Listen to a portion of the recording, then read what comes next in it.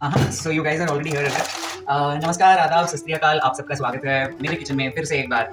दिन ऐसे स्टार्ट हुआ है कि मैं गया हूँ जिम से मैं गया हूँ मार्केट से बहुत सारी चीज़ें खरीदी है and then I am back in the kitchen. तो मैं किचन में क्यों हूँ? कल हमारा है त्योहार नागपंचमी। तो हमारे यहाँ basically I am from north Karnataka. ये एक त्योहार की तरह मनाया जाता है वेर सांपों की पूजा की जाती है। तो नागपंचमी के दिन बहुत कुछ बनता है इन टर्म्स ऑफ राइट। तो मैं भी वही करने वाला हूँ। I will take you through it. Stay tuned. तो मैं आज स्टार्ट कर रहा हूँ। पहले तो बनाऊंगा मैं बेसन के लड्डू, फिर मैं बनाऊंगा कुछ पीनट्स के लड्डू एंड दूध गर्म हो रहा है एक और रवा लड्डू। अभी फिलहाल के लिए तो मैं सारा कुछ रोस्ट कर ले रहा हूँ। कुछ यादें हैं ना नागपंचमी से रिलेटेड। बेसिकली जब मैं छोटा था, जब मैं घर पे रहता था, तो नागपंचमी वाज रेनी सीजन वाला फेस्टिवल। हमेशा it used to rain and rain like cats and dogs. Plus मेरे पापा जब भी मतलब बेसिकली नागपंचमी वाले दिन गाँव जाते थे, तो ट्रेडिशन ऐसा है कि सारे लोग लड्डू बनाते हैं अपने अपने घरों में एंड देन फिर वो मतलब डिस्ट्रीब्यूट हो जाता है अक्रॉस द सिटी। तो बेसिकली गाँव में जाके हमारे जो चाचा वगैरह होते थे तो उनके घरों में दिया जाता था, वो लोग भी बना के दे देते थे। तो बेसिकली जब भी मेरे पापा गाँव जाते थे, I have never witnessed this but then my sisters always found out कि मतलब जब भी गाँव की तरफ जाते थे नागपंचमी के दिन उनको मतलब सांप दिखना ही दिखना। एक बहुत अच्छी बात ये है इन टर्म्स ऑफ से लड्डूज, इतने सारे लड्डू बनते थे हमारे घर पे, क्या बताऊँ। मतलब ये बेसन का हो गया, सूजी का हो गया, और क्या बनता था, शेर के लड्डू बनते थे, बूंदी के लड्डू बनते थे, कुरमुरा जो हम लोग बोलते हैं राइट, उसके लड्डू बनते थे। ये ऑलमोस्ट हो चुका है which is golden brown enough. और बेसिकली मेरी माँ का ये तरीका है इसको जानने का कि रोस्ट हो चुका है कि नहीं हुआ है। तो बेसिकली आप रोस्ट होने के बाद जब ये थोड़ा सा लंबी लंबी हो जाए ना, तो थोड़ा सा लेके खा लेना और ऊपर टंग के ऊपर थोड़ा सा चिपका के देखना। अगर वो छूट जाता है विच मीन्स दैट आपका बेसन ठीक तरीके से रोस्ट हो चुका है। यहाँ पे मेरा जो ग्राउंडनट है वो भी अच्छा खासा रोस्ट हो चुका है। तो बेसिकली इसको इतना रोस्ट करना है कि इसका जो स्किन है ना, तो वो आराम से निकल जाए। जब आप थोड़ा सा मसलेंगे इसको तो उसका स्किन आराम से निकल जाना चाहिए। मेक श्योर कि ये दोनों चीज़ें आप चलाते रहें, नहीं तो ये जल जाएंगी। मैंने निकाल के रख लिया है अपने रोस्टेड बेसन को, और इसमें मैंने करी है बेसिकली शुगर और कार्डमम को पाउडर। अभी मैंने इसमें घी और गुड़ मिक्स करा है, और घी और गुड़ का जो है एक सिरप बनाएंगे। तो जब तक ये गुड़ का सिरप बन रहा है तब तक अभी मुझे कुछ याद है। तो बेसिकली मैं काफ़ी सारे व्लॉग्स डालता हूँ, मैं काफ़ी सारे वीडियो पोस्ट डालता हूँ राइट। तो लोग मुझे अक्सर पूछते हैं कि भैया तुम इतना सब कुछ कैसे कर लेते हो, तुम ऑफिस भी जा रहे हो, तुम भागने भी जा रहे हो, तुम खाना भी बना रहे हो।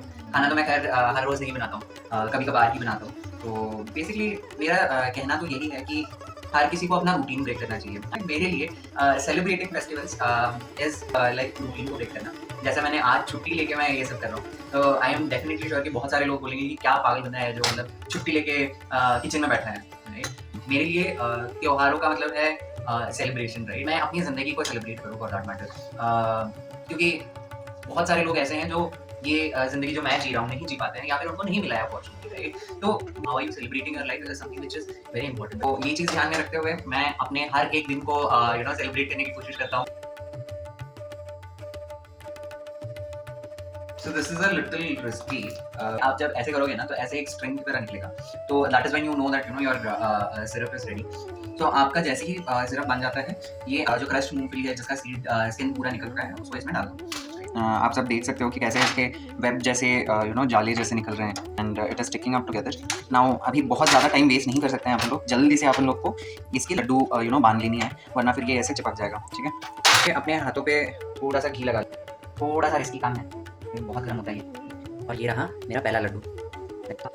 नेक्स्ट अप है हमारे बेसन के लड्डू। तो वो बेसन अच्छे से ठंडा हो गया, तो इसमें शक्कर और कार्डमम की पाउडर डालने के बाद आप अच्छे से मिला लो। और ऊपर से मैं लगा रहा हूँ रेजन्स। तो अब बढ़ते हैं हमारे तीसरे लड्डू की ओर। पहले तो मतलब सक्सेसफुल थे। अब ये तीसरा लड्डू है सूजी का लड्डू। एक पैन में थोड़ा सा घी लेके थोड़ा सा सूजी डाल दिया है। अब इस सूजी को हम लोग क्रिस्पी होने तक रोस्ट करेंगे। तो अभी जो सूजी है जो मैं रोस्ट कर रहा था, इसका रंग काफ़ी हद तक गोल्डन ब्राउन हो चुका है एंड काफ़ी क्रिस्पी क्रिस्पी सा हो चुका है ये। तो इस मोमेंट पे आप गैस बंद कर दीजिए and you add sugar powder. इस टाइम पे ऐड करने से क्या हो जाएगा कि आपका शुगर पाउडर मेल्ट होना चालू हो जाएगा एंड आप बांधने लग जाओ, नहीं तो लड्डू बाद में नहीं बनेंगे। You have to reheat it again. अभी हम लोग को जल्दी से इसमें थोड़ा थोड़ा दूध मिलाना है and along side make sure कि आपके पास एक बड़ा सा प्लेट हो राइट, जिससे आप ये पूरा कवर कर सकें, सो दैट ये ज़्यादा जल्दी ठंडा नहीं होगा। मैं डाल रहा हूँ थोड़ा सा दूध इसमें, और ये बनके तैयार हो गए हैं हमारे बेसन के लड्डू। तो सूजी के लड्डू के बाद चलिए देखते हैं कौन से लड्डू का नंबर है। आ चुके हैं। The last one is puffed rice यानी कुरमुरों का लड्डू। कुरमुरों के लड्डू के लिए भी सिमिलरली जैसे हम लोगों ने मूंगफली के लिए किया था, मैं गुड़ ले रहा हूँ, मैंने इसमें घी मिक्स करा है और मैंने थोड़ा सा कार्डमम मिक्स करा है। अभी इसको हम लोग वो एक तार वाली सिरप बनाएंगे एंड उसके बाद सीधा इसमें कुरमुरे चले जाएंगे एंड फिर we will roll out the laddoos. ठीक है, और इसी के साथ बन के तैयार हो गए हैं हमारे कुरमुरे के लड्डू। चलिए तो फिर चलते हैं अपने आखिरी लड्डू की ओर। आज का आखिरी लाडू होने वाला है ये, तो वो होगा नारियल से बना हुआ लड्डू। तो चलिए देखते हैं कैसे बनता है। तो हमारे अगले लड्डू के लिए मैंने फोड़ लिया है इस नारियल को। तो बेसिकली इसके साथ भी बहुत सारी यादें जुड़ी हैं। तो बचपन में ऐसा होता था कि नारियल फूटेगा तो उसका पानी किसको मिलेगा तो बेसिकली एक छोटू सा ग्लास होता था जिसमें नारियल का पानी आता था एंड देन मम्मी बोलती थी जिसको पीना है पी लो। तो मैं और मेरी जो तीसरी सिस्टर थी, इन दोनों में ये बढ़ता था क्योंकि हम लोग सबसे छोटे थे। तो इतना पी के भी हम लोग मतलब बड़े मजे करते थे। हम लोग वेट करते थे कि मतलब ये कब, मैं तो वेट करता था, उसका तो पता नहीं वो कब पी के मेरे को देगी, छोटू सा कितना देगी, पता नहीं क्या होगा। तो ये सब कुछ मेरे दिमाग में आता था। अभी मैंने इस नारियल को अच्छे से ग्रेट कर लिया है। द नेक्स्ट स्टेप इज अपन लोग पैन को गर्म कर लेंगे, इसमें नारियल को डालेंगे एंड देन इसको रोस्ट कर लेना है। ये हल्का सा ब्राउन ब्राउन हो गया है। नाउ एट दिस स्टेज हम लोग इसमें शक्कर ऐड कर देंगे।